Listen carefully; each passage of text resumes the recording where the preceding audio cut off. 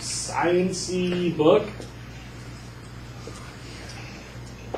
but I have given you some letters there that tell you whether it's fiction or nonfiction, whether it's about cultural issues or science nerdiness or whatever.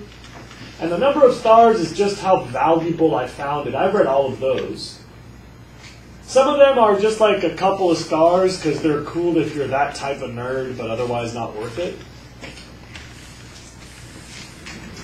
And I do have some copies. Those of you that want to check out one of my copies, I'll offer you the opportunity to do that.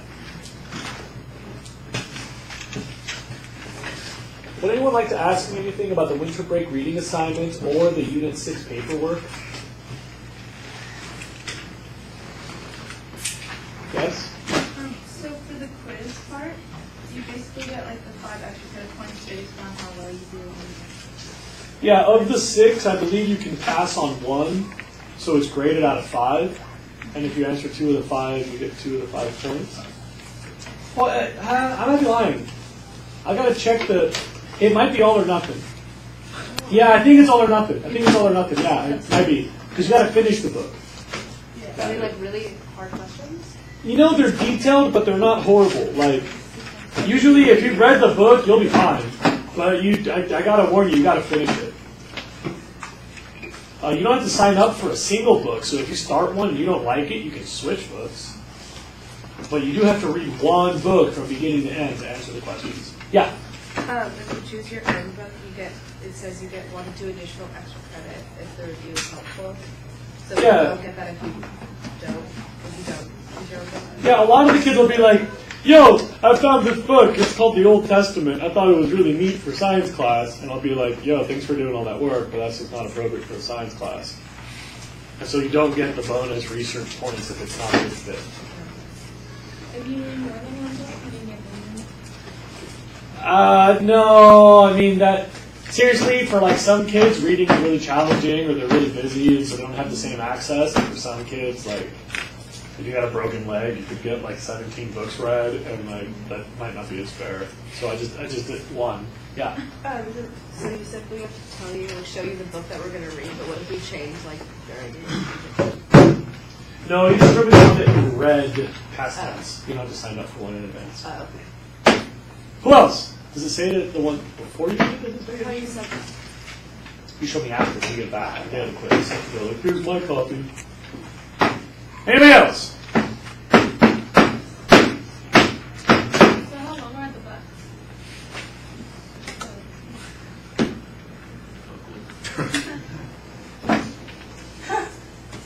Thick?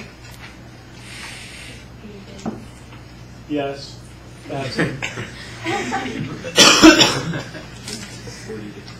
You should never judge a book by its length. Like, little books are sometimes super difficult to read, and big old books can be really hard. I'd say most of them are like, they're grown-up books. It's not like they're made for children.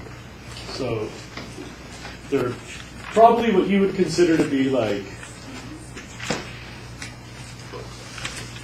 it's not the Hunger Games. Like, you gotta like try a little bit to read it sometimes. Yeah. The warm-up today? No. No learning for you. We'll discuss this one as part of the stars. Your pre-lab, your post-lab has been stamped. We talked about the winter break reading. I gave you some of the Unit 6 plan. I'll warn you now that I'm going to be absent tomorrow. So the Unit 5 homework will be due in the order it was assigned. Can we please not have Miss Harris this time? You don't have Ms. Harris this time?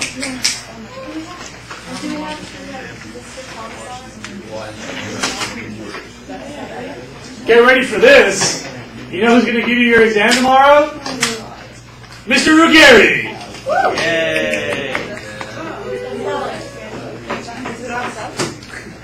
There's a substitute that do the attendance and stuff. But this guy is the one who knows how to do stuff. I had planned on Miss Gale, And so I wrote a sub-plan that's like, you know what to do, see you later. And then I found out Wednesday night that she had like an emergency and she can't make it. And so they're like, we've given you so-and-so. It's like some random sub I've never heard of. And I'm like, oh, that sucks. Can I please meet this person before they come to sub my class? They're like, nope, she's busy. I'm like, oh, great. So I got like a stranger coming into my room to do like the one thing that like I'm really uptight about. And so then I realized I have TAs in all my periods and they're going to run that. Remember that the order was kind of unique this time. It was 5.1, 5.2. See, told you. 5.3, endangered species. The tagging pre. 5.1, 5.4, tagging post. And warm-ups.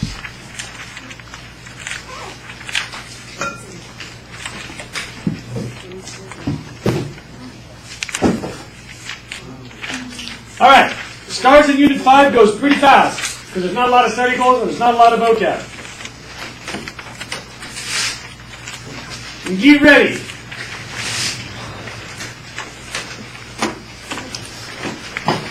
Three of your vocabs were something we talked about in class together. The genetic stuff, diversity, risk, and bottleneck. That conversation is 3 stars. Genetic diversity, risk, and bottleneck is 3 stars. You remember, small populations, blah, blah. Confusion alert.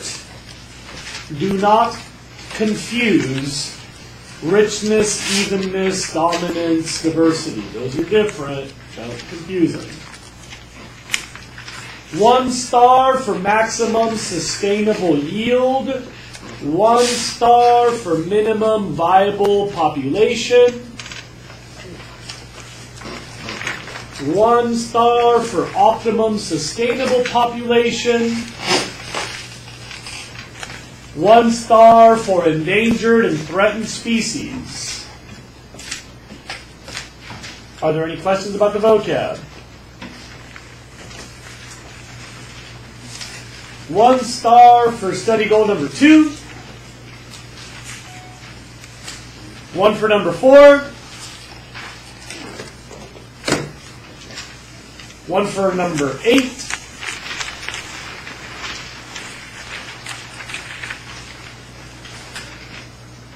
1 for hotspots in number 10.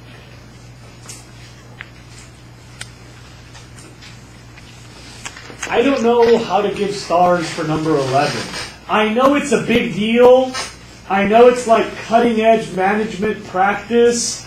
I don't know if it's going to be on the AP test. It doesn't really come up again. I'm not sure you're confused. I can just tell you one thing right now. The College Board does talk about the challenge of managing the environment. In this unit, we talked about wolves, and we talked about fishing industry. And catch shares is like one of the cutting-edge environmental management issues. That might be more appropriate for a college class than for the AP test. I honestly don't know. But I got to give you a heads up. That's some cutting-edge stuff. So you might want to put a star on it, but I don't know, maybe. 12 gets a star.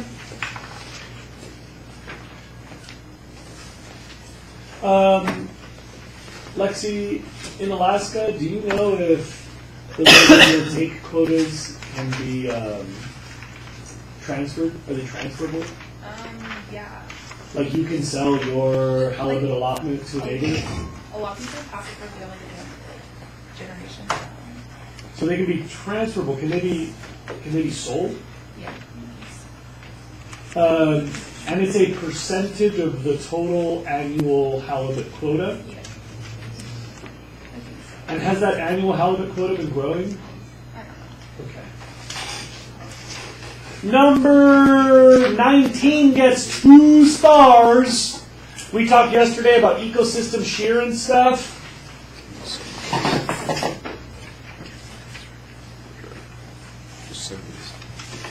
And I have an interesting way to say this. One way that you might want to explain ecosystem shear, if this doesn't help you, don't worry about it. But for some of you, this is a helpful way to think about it. Please look up.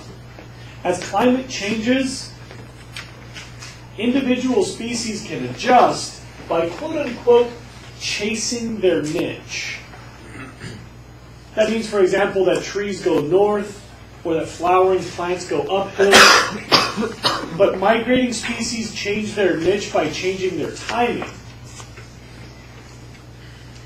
Or pollinators change their niche by adjusting when the eggs hatch. Does that concept make sense to you? Changing the niche as climate changes, some variable changes, and so species will adjust by doing something different? If that term doesn't help, you can skip it, but that's number 19, 2 stars. Don't forget ecosystem shear in number 19.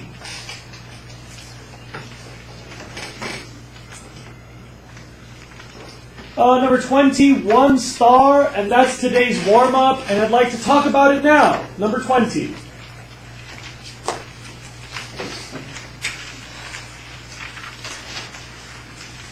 If you have your notes, you might want to add something. I'm going to guess that there's a little thing that's helpful in number 20. What? No. I'm on number 20. Ah.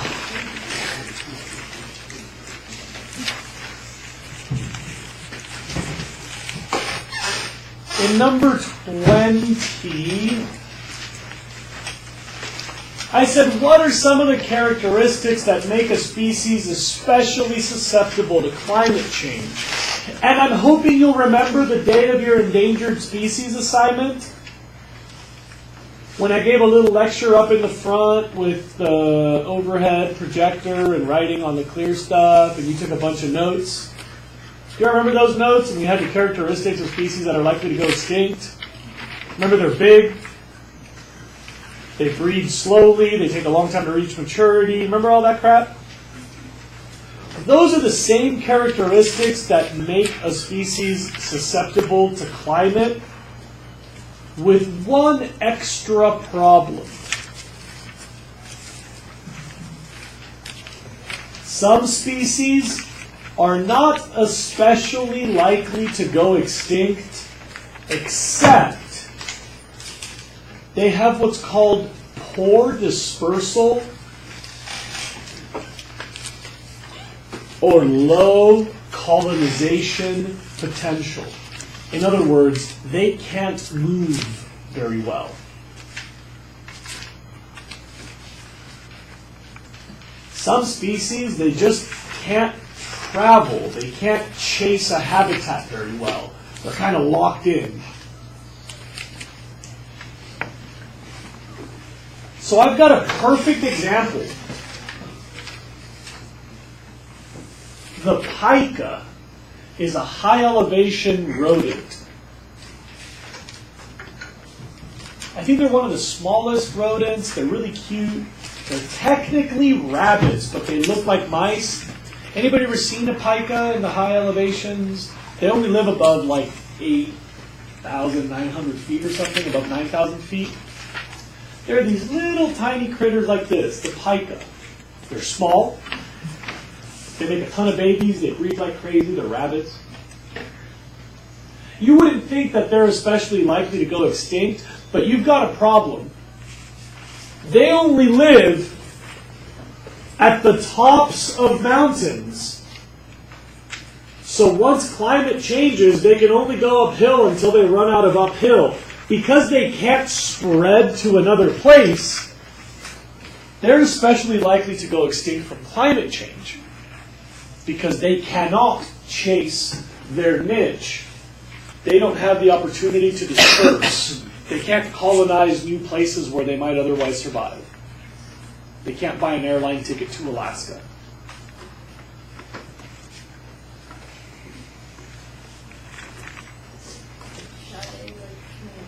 then?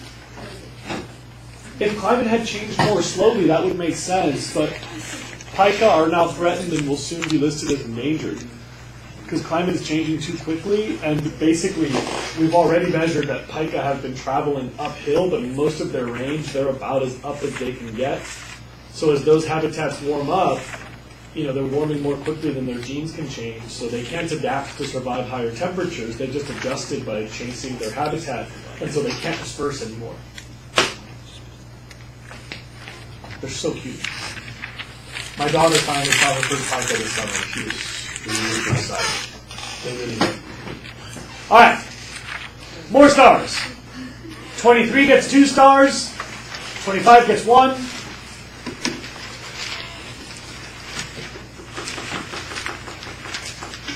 28 gets 2 stars.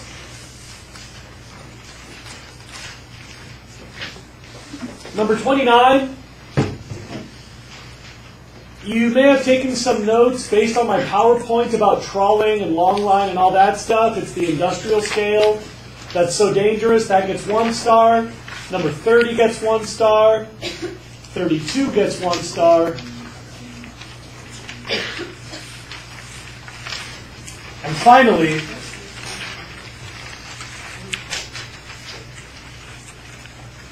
I encouraged you to take notes on the Endangered Species Assignment Day, the day of the Endangered Species Assignment. Those notes get 3 stars. That's what I think is really important stuff your book didn't quite talk about the same way. So the Endangered Species Assignment Day notes, that's 3 stars. And you got to make sure you have that term, Holocene extinction. Hey, bro. Can you go over punctuated vocabulary Is it Holocene? and punctuated extinction? It'd be my pleasure. Let me make sure that we're done with the stars. Holocene? Yeah, Holocene or Holocene. Excuse me, I want to check on something. How many of you had that term, Holocene extinction? How many of you remember from that day we talked about it's the current extinction caused by man-made changes in the present? So here comes your terminology. Anthropogenic is stuff that's caused by humans. And please look up, the Holocene is the current geologic period that we're living in. So the Holocene extinction is the current mass extinction, the right now mass extinction.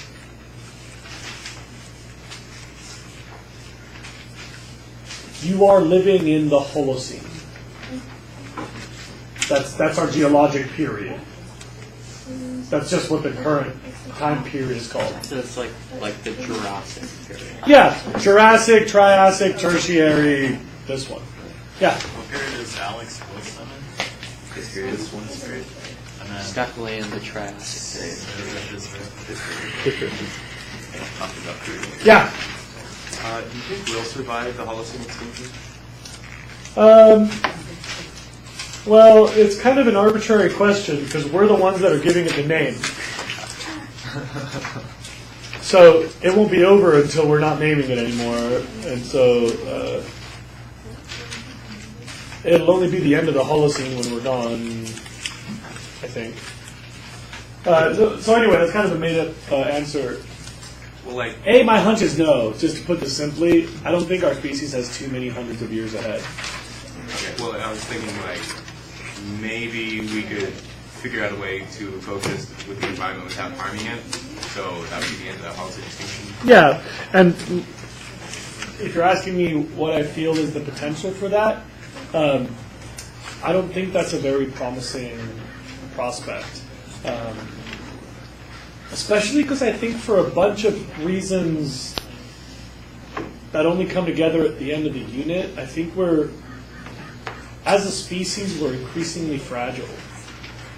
So it's not just like we're going to die because the environment is going to die. Like, I think we're, as a species, getting pretty close to the end because we're increasingly susceptible to disease.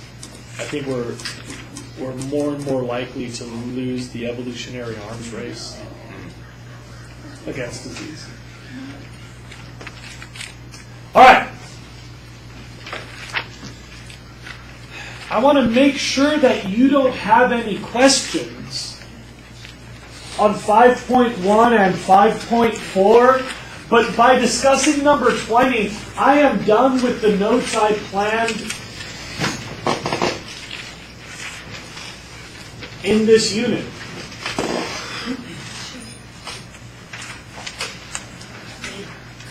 5.4 was the movie questions. We have not discussed them in class. I have nothing to add unless you have a question.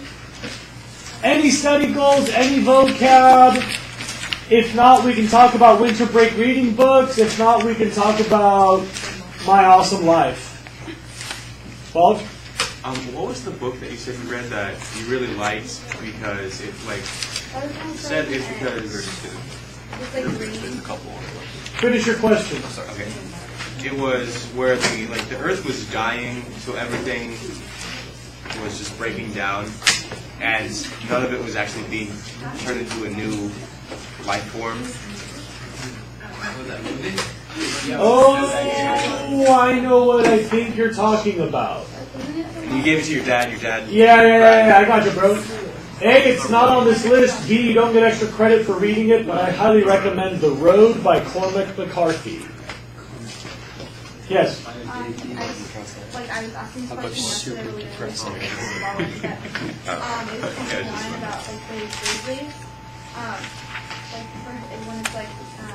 When it's habitat science, they leveled off there, but I forget habitat makes a presentation or national policy.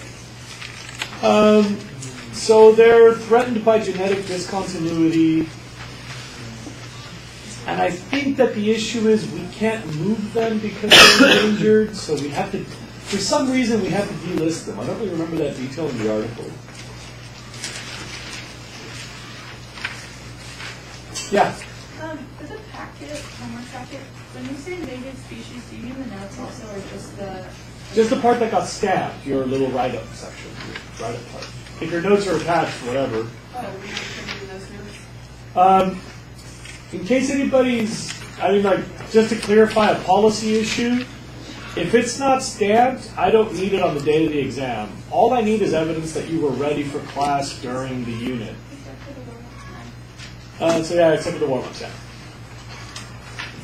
Phil? I have this question of the catch shares, explanation you gave us. Yeah, catch shares. So you're saying that part of it is unsafe and granular, but then the way that they figured out was safer and more stable and profitable. What was the difference between those two? Okay. Mackenzie wants me to distinguish two methods of fishing. Our traditional method is basically setting up a tragedy of the commons. We set the length of the season on how much we want the fishermen to take that year, and then we hope that they'll get that right number during the season that the government allowed them to fish. If we want them to get a little more, we lengthen the season. If we want them to get a little less, we shorten the season. Okay? The problem is when the season's open, it's a tragedy of the commons. You got to get it before somebody else gets it because you know it's going to get used up. Perfect tragedy of the commons. Great example. Because it's a tragedy of the commons, it's like a boom or bust thing. You got to rush. It's a free-for-all. That's unsafe. It makes for a really explosive market. And it's kind of harmful because whatever you got to do to get it, you got to get it. Right? Catch shares work differently. Instead of setting a season to hopefully hit that number, you make a very exact number. It's a set limit. And then, like shares of Apple Computing, you sell a share of the number that will be harvested that year.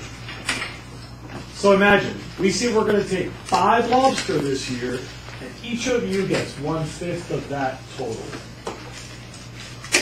Now, each fisherman or fisherwomen own a percentage of the fishery, right?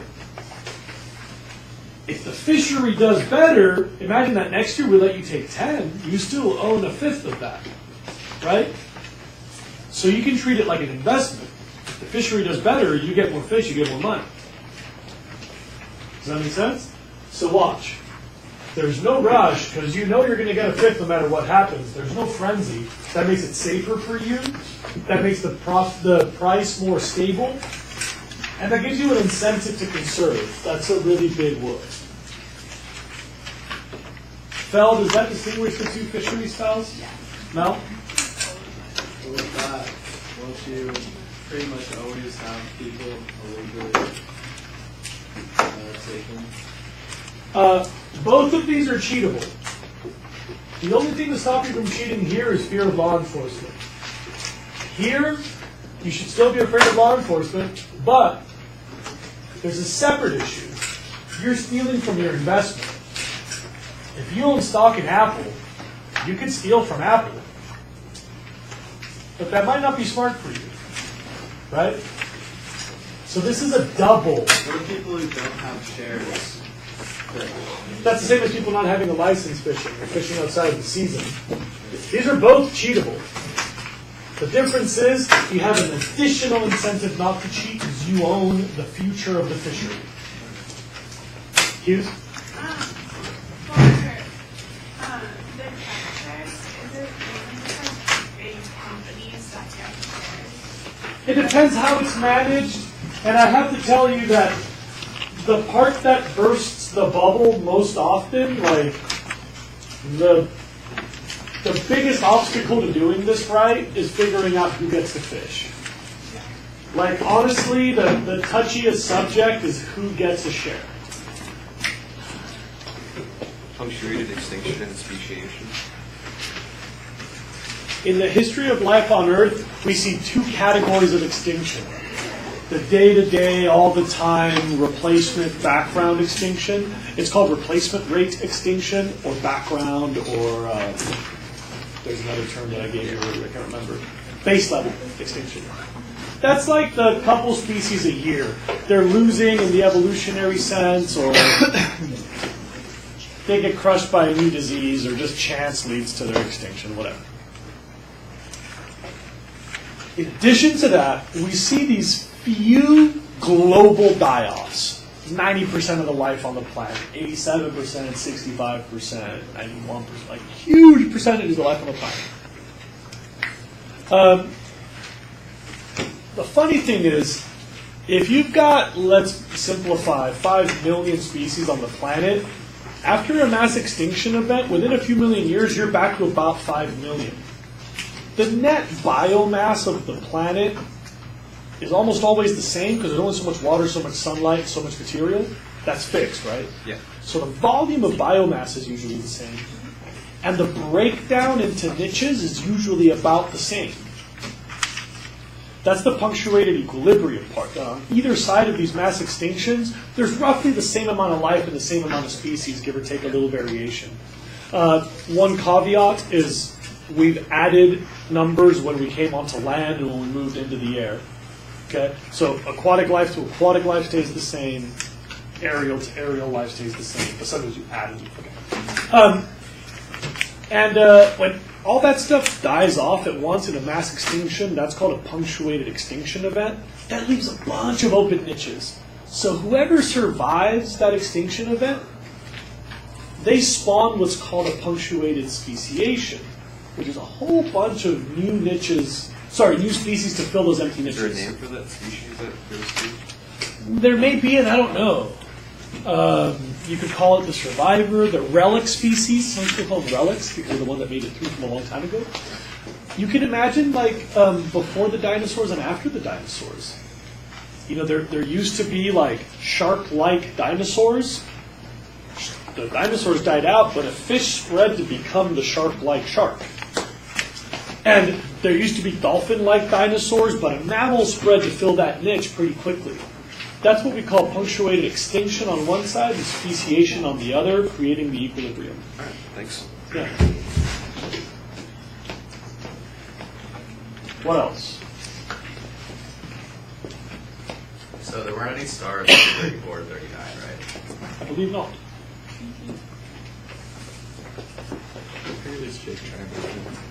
This one. Again. All the people. Period 2 apparently sucks at writing a period on their papers. And Nick, no, there weren't any in grade 4. What do we talk about now? Yes? On number 5 from the movie, Number 5 from the movie, yeah? it's like really What don't you get? what sorts of valuable ecological information is provided. I see the question. I just like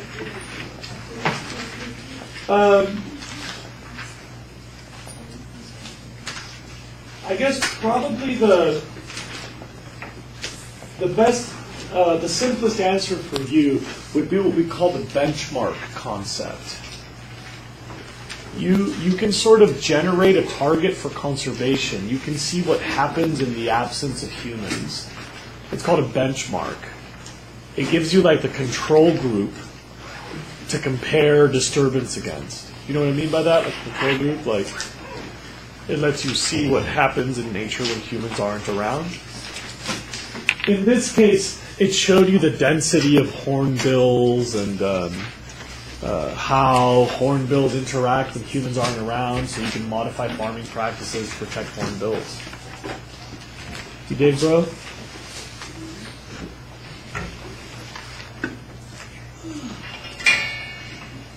It would appear that we may have a couple of minutes.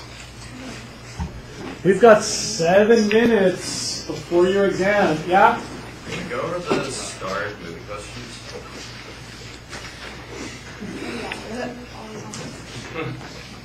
Can you review the studies? Sure. Number 2 asks, how can one argue for the economic value of biodiversity? I think I understand your point. Question number 2 is about the value of biodiversity. I guess the reason I gave that a star is the College Board always asks you, why should anybody care? And I think we forget like the cultural value of some species. The fact that there's whole religions built around the harvest season for salmon or for seals. I think we often forget the medical value of biodiversity, that a whole bunch of our current modern medicines are derived from the study of either native uses of plants and animals, or from the plain old research on their chemistry. We get a lot of medicines from that. There's a bunch of stuff that we could eat in the wild that we haven't figured out how to make it into a crop yet. And there's one thing the movie did not mention that I think for like science nerd types is an important thing to keep in mind for the future. There's this thing called biomimicry that we might inspire engineering based on what we see in nature. Classic example, I don't know if you've ever seen like a gray whale or a humpback whale, but on their pectoral fins, they have these little knobs. And some science nerd was like, why do they have those little knobs? It seems that they're so hydrodynamic, it wouldn't make sense for those knobs. And so they did research, they like cut off those fins and like put them in water tanks and like did the water cut and then like shaved them off and saw what that would do. And apparently those things, they like organize turbulence and increase efficiency. So people are now designing wind turbines to have those little knobs and you get more electricity out of the wind. This is called biomimicry, engineering new commercial products based on things we learned from living stuff. The biomimicking life. So that's how they made like the unfrozen, like the not able to be frozen tomato. They took the Yeah, and by the way, like Mercedes-Benz made a super aerodynamic car that doesn't look aerodynamic because they looked at the hydrodynamics of boxfish. Dow Chemical has made a paint that changes color depending on the angle you're looking at it, based on the scales of geckos. And somebody's trying to make a synthetic spider web for making bridges where you can't see the cables. This is biomimicry, and that's another reason that we should care about diversity. It has value that we just haven't explored yet. For number 4, the other one with stars, insects are so clutch. They're so central to our food webs, the nutrient cycling, the decomposition, the pollination. In the movie, it's like a tissue or something. They are a lot of biomass. If you add up all the insect tissue, it's like a huge percentage of all the life on Earth. Animals eat that and that makes, I don't know, something with the tissue. I don't know either. But my point is that there's a lot of them. They're exceptionally valuable. They have a lot of critical functions in the food web, and we just sort of ignore them. Why don't we? Socially, most people ignore insects. Nobody wants to protect them. Like, they're scary and gross, and nobody gives a crap. And we're really wiping them out. Nobody really cares about them. Paul? Yeah, well, I was just going to say that there's this company that makes Marlon, be quiet. biomimicry technology. They're a company called Festo, and they just do a bunch of different, like, kind of biomimicry that's Huh.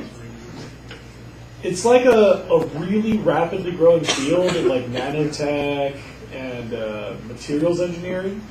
It's like a really cutting edge career opportunity exactly for people your age. Like 5 years ago, I think it might have been too early, and 5 years from now, it might be too late, but you're kind of in the dead center of the biomimicry economy.